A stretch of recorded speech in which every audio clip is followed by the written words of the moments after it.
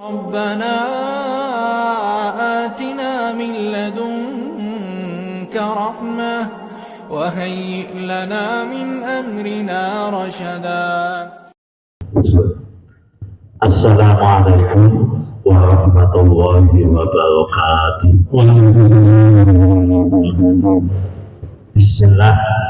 Bismillahirrahmanirrahim. Alhamdulillah wassalatu wassalamu ala rasulillah amma ba'd.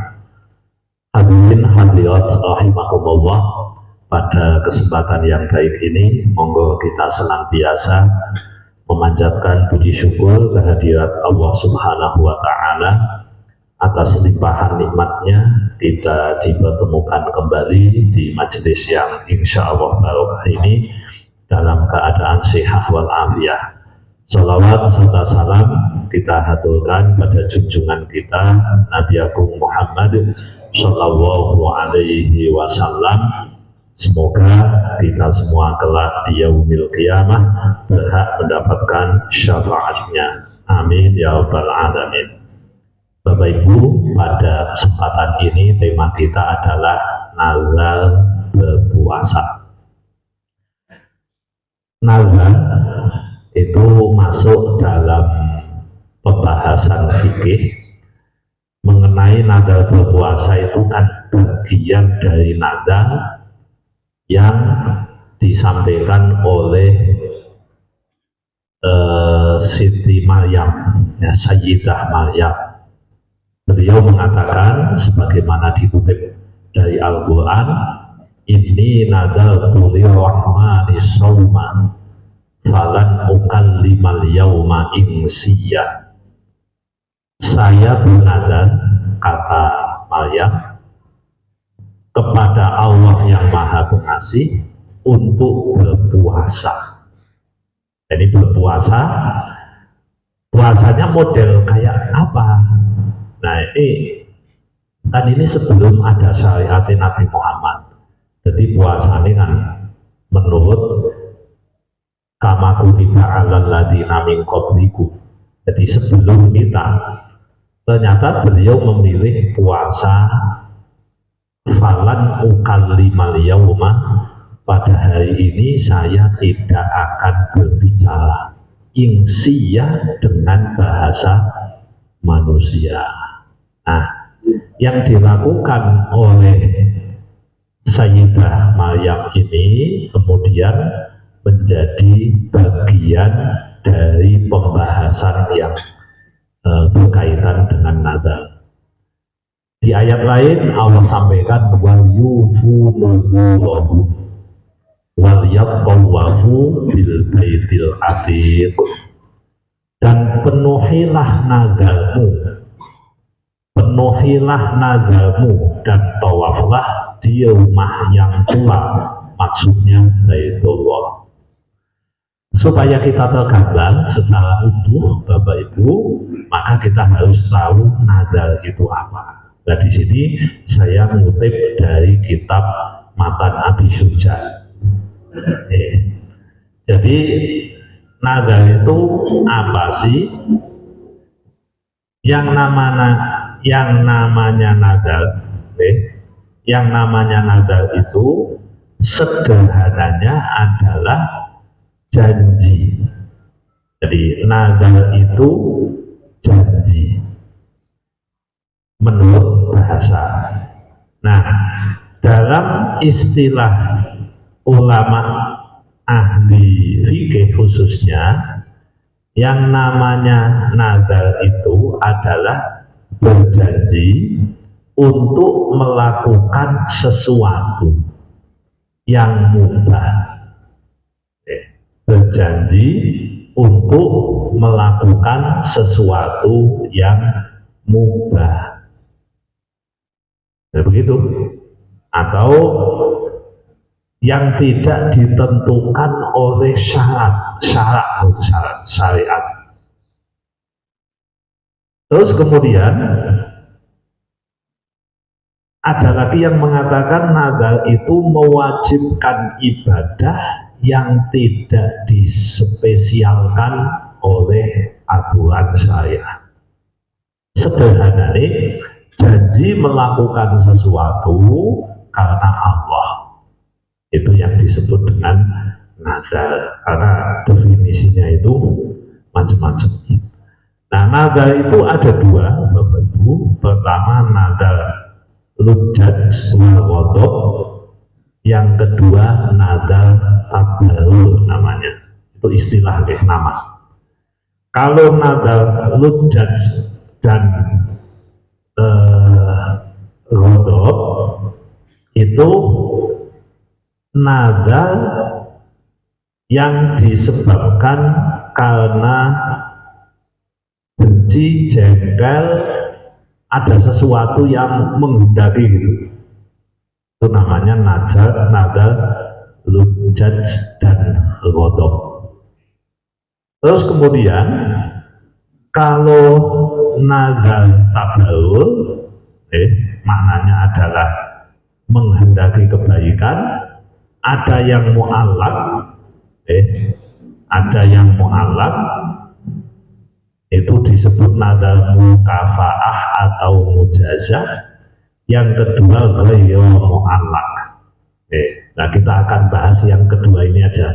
Nadar tabarrur, nadar berbuat baik, itu ada yang disebut mu'allaq, ada yang ghairu mu'allaq. Apa itu bahasanya kok angel teman?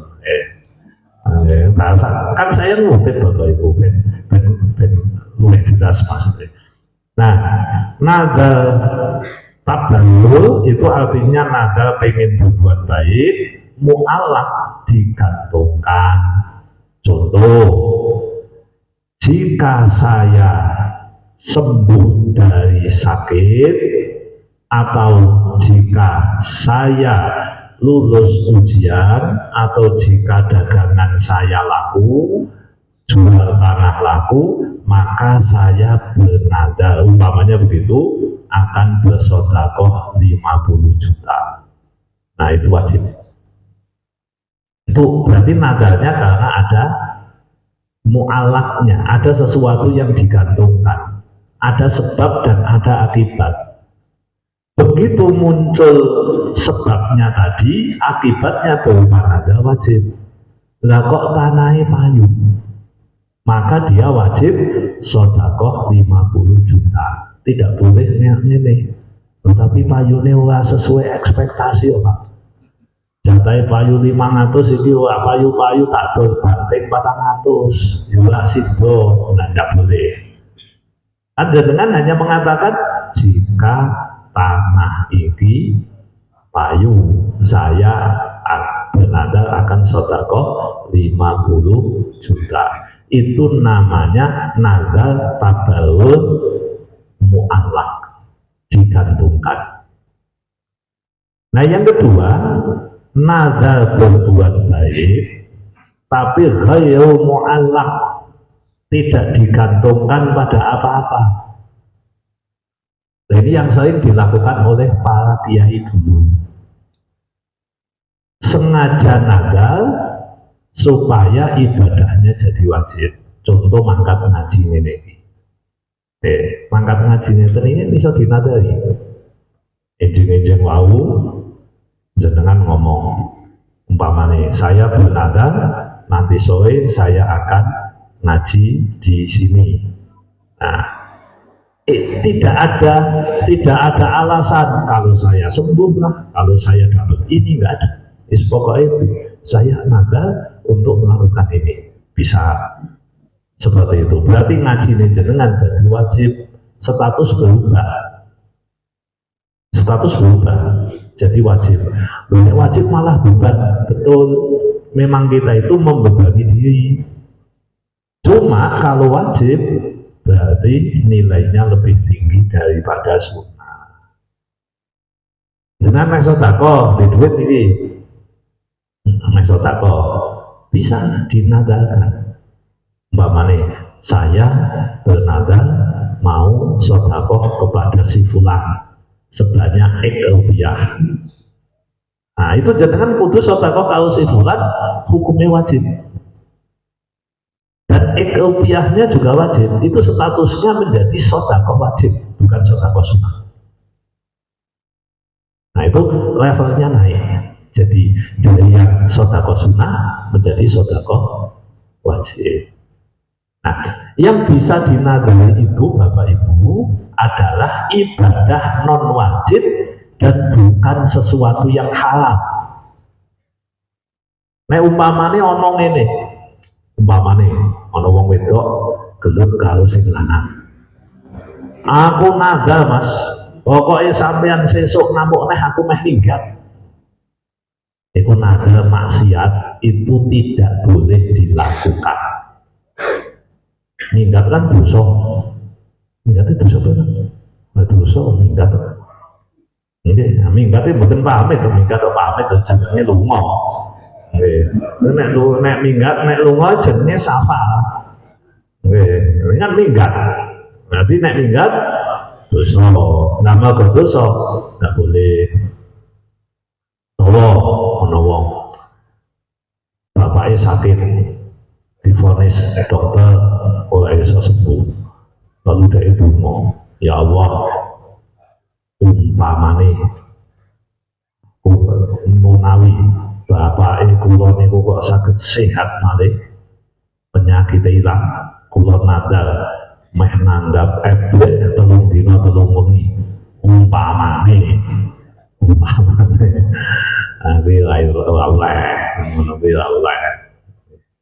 nah jadi nazar itu sesuatu yang mubah atau sesuatu yang sunnah dijadikan wajib. Jadi kalau yang wajib nazar otomatis gugur. Nazar hanya bisa dilakukan untuk yang mubah-mubah. Makan, minum, bulan itu bisa. Sesuatu yang mubah bisa. Sesuatu yang sunnah bisa. Jenengan sholat sunnah, umpamane nanti malam jenengan ini mau sholat tarawih. Wah ini gitu aja kok ini siap ini. Terus jenengan benadar, benadar umpamane 1 kali. Saya benadar nanti malam saya akan sholat tarawih sekian rakaat. Itu bisa mengubah yang sunnah menjadi wajib. Itu nadar. Nah, kemudian Bapak Ibu, nadar harus dipenuhi. Wal yufu dan penuhilah janjimu. Penuhilah janjimu. Artinya janji di sini adalah janji nazar. Kalau jenengan sudah kadung nazar, maka jenengan wajib memenuhinya. Sehingga nazar harus diukur betul. Kalau karena sesuatu dia tidak mampu untuk melakukan, maka disamakan dengan sumpah. Umpamanya ada orang itu apa sehat, nazar, tiba-tiba dia ngomong tadi, saya bernazar akan sholat tarawih nanti malam. Tiba-tiba sampai di rumah ternyata dia lemas, sakit tiba-tiba yang tidak mungkin nanti malam untuk tarawih, tidak bisa, sehingga tertunda sampai setengah bulan, sampai 1 bulan. Kan bisa poso. Laulah tarawih di kodok. Nah ini para ulama berbeda pendapat yang begini nih. Yang begini ini berbeda pendapat. Ada yang mengatakan boleh dikodok karena tarawih itu hanya dilakukan pada bulan Ramadan, berarti modal ini bulan Ramadan tahun depan. Nek boten berarti dia bayar kafarah sumpah, pelanggaran terhadap sumpah. Kalau pelanggaran terhadap nazar itu secara spesifik tidak disebut. Nah, tapi kalau tidak ada solusi kan kasihan. Orang bersumpah, demi Allah saya begini. Kalau dia melanggar, otomatis dia wajib bayar kafarah sumpah, denda sumpah. Denda sumpah apa? Itu ada di awal juz 7. Allah dawuh wa kafaratuhu it'amu asyarati masakin min awsati ma tut'imuna ahlikum aw kiswatuhum aw tahriru raqabah. Jadi kalau ada orang melanggar sumpahnya sendiri, maka dia melakukan 3 hal ini. 1, memberi makan, 10 orang miskin. Memberi makan 10 orang miskin. It'amu asharati masakin min awsati ma tutimuna ahlikum, tapi memberi makannya sebagaimana kebiasaan memberi makanan keluarganya jenengan. Atau yang kedua, memberi pakaian kepada orang miskin. Memberi pakaian. Yang ketiga, memerdekakan budak. Untuk kafal sumpah ini agak unik. Biasanya kan abot nek ora kuat misalnya ini boten agai mangan wong 10 wong miskin enteng toh. Nanti kalau enggak, maka yang kedua memberi pakaian kan lebih mahal. Yang nomor 3 lebih mahal lagi, yaitu dengan memerdekakan budak. Ya mesti milih yang pertama. Nah gitu, mesti milih yang pertama loh ya. Wong memang sing pertama sing paling enteng.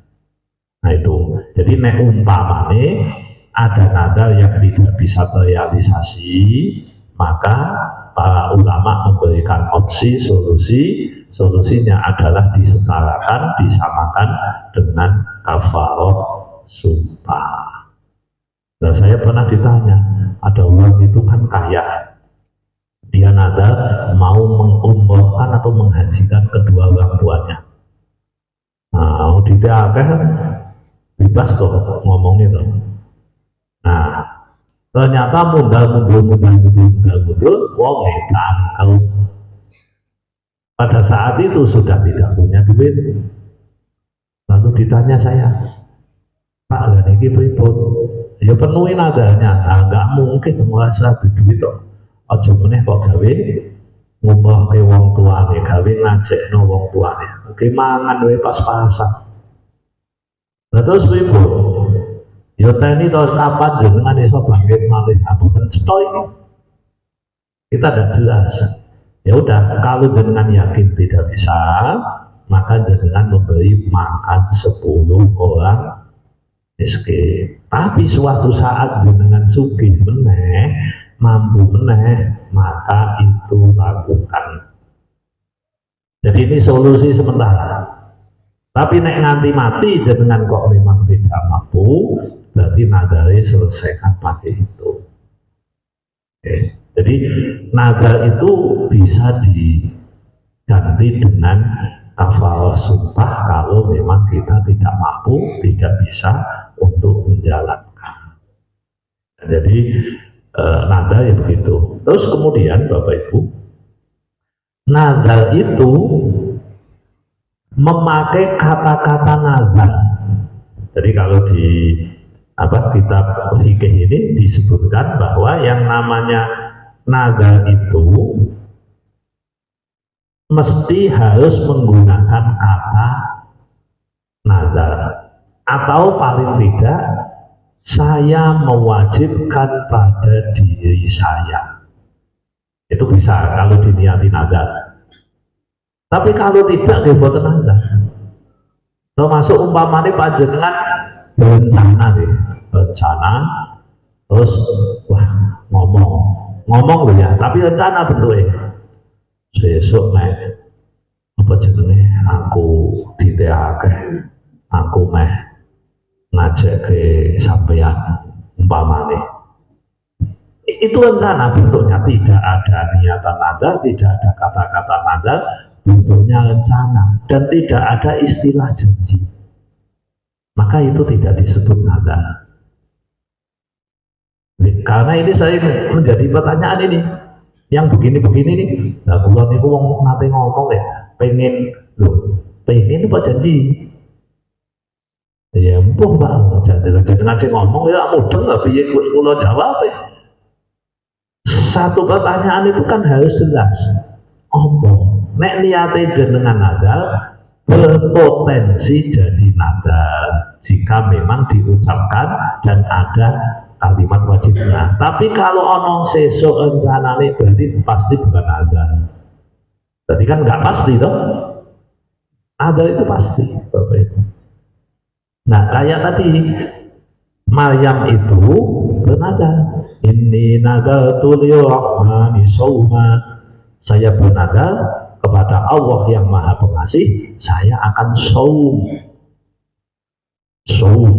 Jadi kata-kata shaum di dalam Quran itu hanya ada satu kali ini di surat Maryam. Cerita tentang Maryam yang beliau bernada berpuasa. Puasanya apa?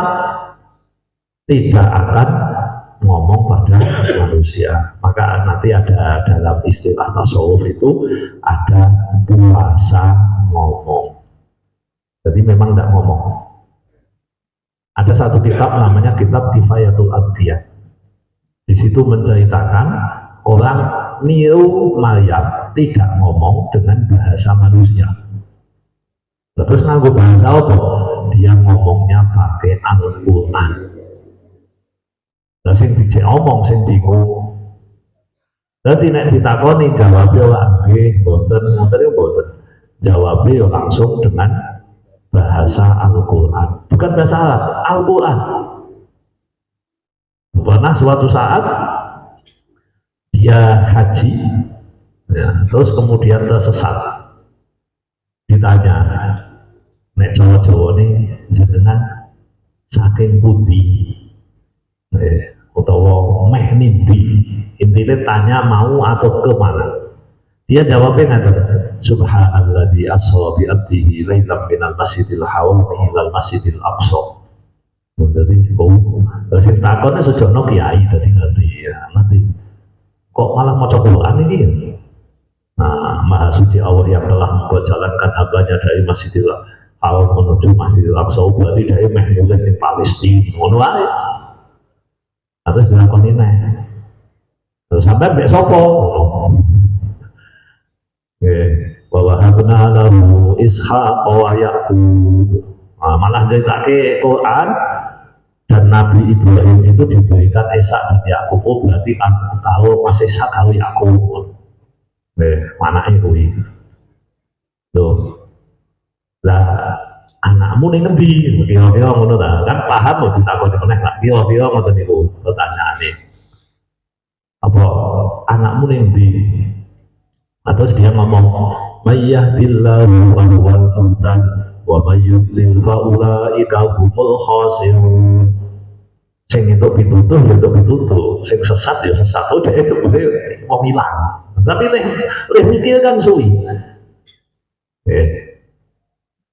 Nah, wis to. Wis basa ngoten niku nyambung. Takoni meneh. Lah anakmu ki ngopo kok sampean iso dhewean? Wa bin najmihum yahtadun. Dengan bintang mereka mendapat petunjuk. Oh, anake gaib tulidul haji. leh nganalisa kan ya suwi. Lah, terus wong kuwi ndelalah pas kan wong tuwa nggih, usiane wis 50 wis tuwa. Pas laku dhek iki semilak oke, terus dhek delok wa jenenge kulil mukminina yaghuddu min absarihim. Katakan wahai Muhammad kepada orang-orang mukmin untuk menjaga pandangan. Dileh ngandani ngono kuwi. Dadi dhek omong nganti suwi, bahasane selalu dan selalu Quran. Akhirnya kan dipertemukan kepada anaknya. Sesudah dipertemukan kepada anaknya matur nuwun bapak, ibuku tak boleh isui. Masalah ibu nek meh takon kan lawan yo ndek marwan ini nggo Quran kok. Nah, terus matur nuwun mangke jenengan kula jajake, kula jek mangan. Nah, tadi yang ketemu tadi, yang sempat omong-omong dan dijawab dengan Quran itu ngomong, aku mau mangan sampai kamu menyebutkan rahasianya ibumu. Nopo mbokmu kok ngomongin ngono? Aku gak bingung toh. Oh, anaknya paham. Oh, ibu udah lama ini begini itu udah 40 tahun. Kok suwe temen? Lah ngopo? Ibu trauma. Jadi ibunya beliau itu trauma kalau sampai ngomong salah. Nek Quran kan mesti bener. Jadi gak tahu salah. Salah kan tetap Quran. jadi mesti berpahala. Wis 40 tahun berarti awit nom. Kodone nalikane ditakoni tak tahu manapa maca ayat ma yalfidu min qaulin illa ladaihi raqibun atid. Tidak ada ucapan yang muncul dari seseorang kecuali ada malaikat raqib dan atid. Dan beliau juga terinspirasi oleh nadanya Maryam ini. Cuma nek Maryam sedino, nek iki 40 tahun. Nah, itu nada puasa. Nah, selain nada puasa seperti Maryam boleh enggak? Boleh. Nada puasa Senin Kamis ya boleh. Nada puasa weton ya boleh. Nada puasa apa ya boleh. Semua jenis nada, yang penting bukan puasa wajib, bukan puasa Ramadan, bukan puasa qadha, maka nada itu bisa dilakukan. Dan terakhir Bapak Ibu, ini nada bagian yang mu'allaq. Jika para ulama kuno itu ngendikani ngeten, ngendikani nek jenengan donga kok ora kabul, kok boten diterima, salah satu yang bisa mendorong dikabulkannya doa adalah pakai nazar dengan syarat. Ya tadi contohnya kan kalau contohnya ini ada tanah wis 4 tahun nggak payu-payu nganti balihune ganti ping 10. Oh nggak payu-payu. Nah terus dia ngomong kalau kiai bayang jadi lah payu-payu wis jajal dinadai wae. Nah ya nada ya umpamane engko nek iki payu aku meh sedekah 10 juta 50 juta. Wes bismillah buka-buka payu. Niku kok bolak-balik kok do payu. Nah itu kan tajrib ya, itu bukan hadis Bapak Ibu, bukan hadis, itu tajrib namanya. Jadi trial and error. Kok probabilitas terwujudnya kok lebih tinggi. Mulanya akhirnya sering menjadi ungkapan saya kalau begini maka akan begini, nada begini-begini. Nah itu boleh, saya tidak mengatakan wajib atau sunnah, itu statusnya boleh. Yang penting ketika nanti nada segera diselesaikan kalau sudah terwujud keinginannya. Nek dengan ngapusi Gusti Allah ditanya wis ngomong kok sesuk nek payu terus edo alasane iki jebule butuh ku akeh ditanya. Kuwi jenenge ngapusi Gusti Allah. Nek kula jenengan diapusi politisi pasti bengak-bengak tok menang-menang. Ngomongin ngene, pondone nek wis dadi ngene, jebule ngene, paling kan genda-genden. Lah nek sing jenengan ngapusi Gusti Allah diteni. Nah, ngoten. Lah nek nada aja wani-wani bae. Wis kadung nada dengan alasan tertentu, alasannya sudah terwujud, dengan alasan lagi dia menunda-nunda atau bahkan sengaja tidak melakukan diteni. Ngoten Bapak Ibu ingkang saged kula aturaken mugi-mugi manfaat pirang langkung nyuwun pangapunten monggo dilanjut tanya jawab. Sebelum pertanyaan saya salam dengan tidak melepas dan tahu dalam hal di majelis taklim kita mengenai sama-sama dalam sebuah selama pertemuan ini bersama bersama para wisata dalam sesudah jembatan tol masih sedikit kanan jalan. Kemudian orang selalu belajar sama anjing ini.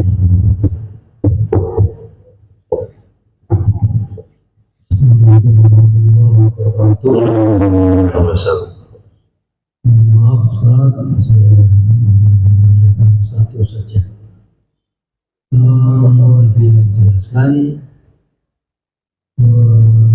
keutamaan mungkin karena puasa, keutamaan atau keistimewaan atau kelebihan dari belajar itu apa sehingga banyak orang yang belajar. Terima kasih. Assalamualaikum warahmatullahi wabarakatuh. sekalian, nanti biar Ustaz menyesuaikan waktunya. Terkait dengan perang saat ini Ustaz, ada perang Iran dengan Amerika dan dibantu Israel ini secara hukum Islam gimana Ustaz? Atau suruh? Harus susah. Dulu, makin lali bu. Oh lagi. Berarti ini jawaban di sini maksudnya masih ada. Alis. Oke, sebentar. Ya, dua dulu. Oke, Bapak Ibu, yang pertama keutamaan ada satu, mengubah yang mubah dan sunnah menjadi wajib. Jadi ada istilahnya tuh. Setinggi-tingginya ibadah sunnah itu pasti kalah dengan ibadah wajib. Contoh yang paling populer kan rakaatayil fajri, 2 rakaat fajar khairun minad dunya wa ma fiha. 2 rakaat sunnah fajar itu lebih utama daripada dunia dan seisinya. Itu kan jagoan banget kan, tinggi banget loh. Itu sholat sunnah 2 rakaat fajar dengan timbang dengan sholat subuh kalah. Walaupun sholat subuhnya sendirian, yang penting sah loh, sendirian. Oh, tunggu sisan. Maksudnya saat ini kita bisa jam yo. Nah, setengah 6 muncul 10 umpamanya. Iku mepet terbit setengah 6. Ini kita pembanding ya. Ini sholat subuh dengan porsi harga rendah. Maksud saya begitu. Harga rendahnya apa? Wis dhewean nunggu sisan, waktune mepet. Ora pakai khusyuk sisan, tapi sah. Bacaannya dibaca, rukune dilakoni, wis pokoknya sesuai lah standar. Wah, ini sholat qobliyah subuh, khusyuk, nangis sisan, suwi. Ini sholatnya 10 rakaat, ini 3 rakaat lah, 1,5. Nah, terus ditimbang, gede sholat subuh, Pak. Itu yang kita maksud, sholat sunnah setinggi apapun nilainya kalah dengan sholat wajib. Puasa sunnah setinggi apapun nilainya kalah dengan puasa wajib. Sedekah sunnah setinggi apapun nilainya menjadi kalah dengan sedekah wajib. Nah, nazar itu mengubah status yang sunnah atau mubah menjadi wajib. Itu dalam kondisi normal begitu.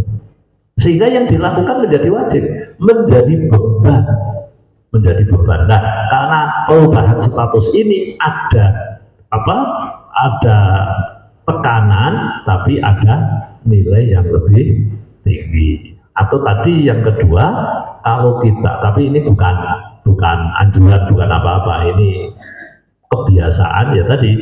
Kalau saya mendapatkan ini, saya akan ini sebagai doa, itu probabilitas diterimanya lebih tinggi berdasarkan tajwid, trial and error. Itu dua. Terus pertanyaan kedua, masalah perang Amerika, Israel dan Iran. Sekarang gini dulu, Iran itu kan kita sepakati Syiah itu dulu. Dan Syiah ke Islam lah. Kalau ulama-ulama Indonesia khususnya dan mayoritas ulama termasuk di Mesir dan sebagainya, Syiah itu tetap Islam. Itu dulu, karena kita harus mendefinisikan nek dengan manut ulama Saudi, teman-teman Saudi itu mengatakan bahwa Syiah bukan Islam, sehingga saya muncul di medsos, Syiah bukan Islam. Itu kan afiliasinya ke ulama Saudi. Itu perbedaan pendapat cara kita menentukan. Nah, alasannya kenapa kok ulama-ulama kita lebih cenderung mengatakan Syiah itu Islam, tapi sesat. Jadi kesesatannya di titik ABCD, dan saya menyampaikan bedanya Syiah kaum Ahlus Sunnah, termasuk biar Rojo Ketaram niku ceritane kan bingung ini Indonesia kok kelebon Syiah di Indonesia ya. Ketaram kok kelebon Syiah.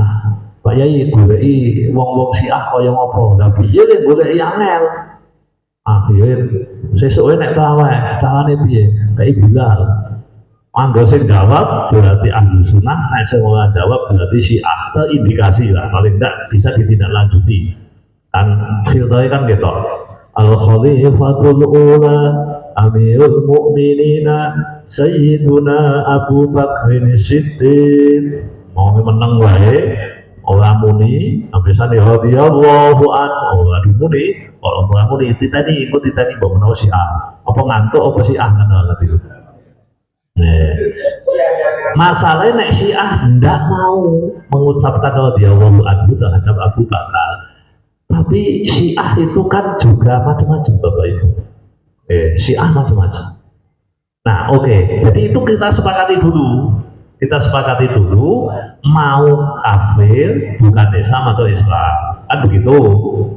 Nah, kalau seseorang mengatakan ini Syiah kafir, bukan Islam, maka berarti ini ada perang wong kafir lawan wong kafir. Kan ngono. Wong kafir lawan wong kafir. Kemudian kalau memang kita menganggap itu muslim, meskipun salah tapi kan muslim. Syahadati la ilaha illallah Muhammadur Rasulullah, kalimatnya ya insya Allahu Akbar, dan seterusnya. Kalau ada penyimpangan berarti kita anggap penyimpangannya adalah bagian dari penyimpangannya, bukan bagian dari agamanya loh. Nah itu dulu. Kalau itu yang dimaksud berarti ini perang antara orang muslim dengan orang kafir. Apalagi kita tahu ternyata kan ini ono Houthi di Yaman, ini ono sing Palestina sebuah Hamas, ini ono ini dan seterusnya. Ini kan fakta-fakta yang kita tahu kan. Kemudian lawannya Israel membantai orang Gaza.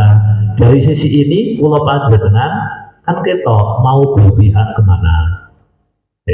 Nek wong Islam cenderungnya berpihak ke Islam, kan begitu. Ini masalah keberpihakan. Sehingga beberapa hari yang lalu baik Majelis Ulama Indonesia melalui edarannya dan juga fatwa dan NU itu menganjurkan untuk kunut nazilah. Nah, adanya kunut nazilah berarti mereka memang menganggap bahwa ini antara umat Islam dengan orang kafir. Itu kan bisa dipahami dari kronologinya tadi. Nah kalau itu terjadi berarti kan lanjut kayak Ayatullah Khomeini ini syahid apa sangit. Nah itu kembali ke tadi, kalau dia muslim berarti kemungkinan syahidnya tinggi gitu, karena apa? Dalam rangka melawan Amerika Serikat yang notabene-nya memang kita tahu seperti itu kondisinya. Jadi kondisinya begitu lagi apa ada potensi muncul jadal lagi, mulai analisanya banyak ini YouTube dan ini. Nah, nanti analisanya nanti suatu saat kata Nabi ini memang betul ada hadisnya. Nanti akan muncul 70.000 orang dari Isfahan. Isfahan itu Iran. Orang Yahudi 70.000 dari Isfahan itu berarti membersamai Dajjal. Kalau itu terjadi berarti dengan siap-siap mawon apal ke surat Al-Kahfi ini ngapal bahaya. Masalahnya mesti kenal dari Dajjal. Nah ya sebab bukan analisa bahwa nanti. Nah jadi intinya kita mau melihat dalam perspektif mana. Tapi mayoritas ulama kayaknya menyebut bahwa Syiah itu Republik Islam Iran itu tetap masih dalam koridor Islam, walaupun kita berbeda pendapat dengan mereka. Kita berbeda pendapat dengan mereka. Urusan Iran. Monggo tadi.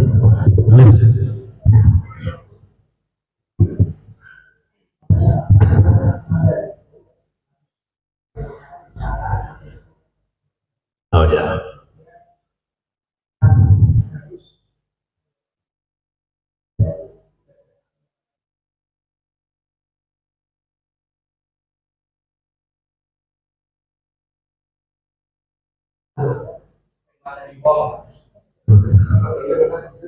Gimana? Mubah atau haram? Oh gundul. Oh gitu. Kalau apa jenenge presidennya menang gundul itu kan juga ada tuh itu.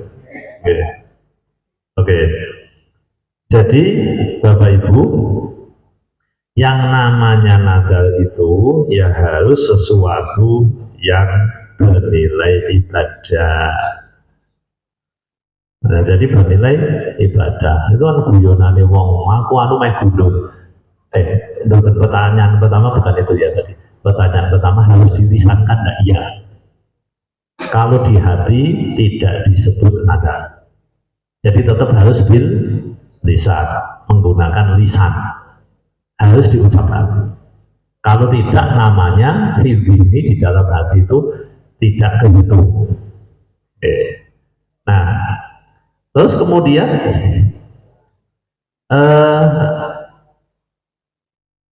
apa kalau ada orang bernazar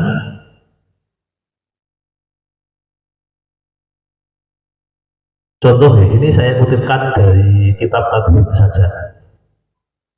Mawahul Bukhari an Ibni Abbas radhiyallahu anhu bainaman Nabi sallallahu alaihi wasallam yahtubu idwa bi rajulin qa'imin fasa'ala anhu faqalu Abu Israil nadara ayyakuma wa la yakuta wa la yastadilla wa la yatakallam wa yasuma. Qala Nabi mulu falyatakallam wa yastadil wa yakat wal yutim saumahu.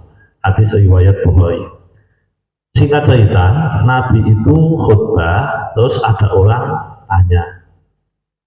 Seseorang bernazar untuk berdiri tidak akan duduk. Mana bagi? Ono wong nazar, saya bernazar tidak akan duduk selama-lamanya. Mana bagi?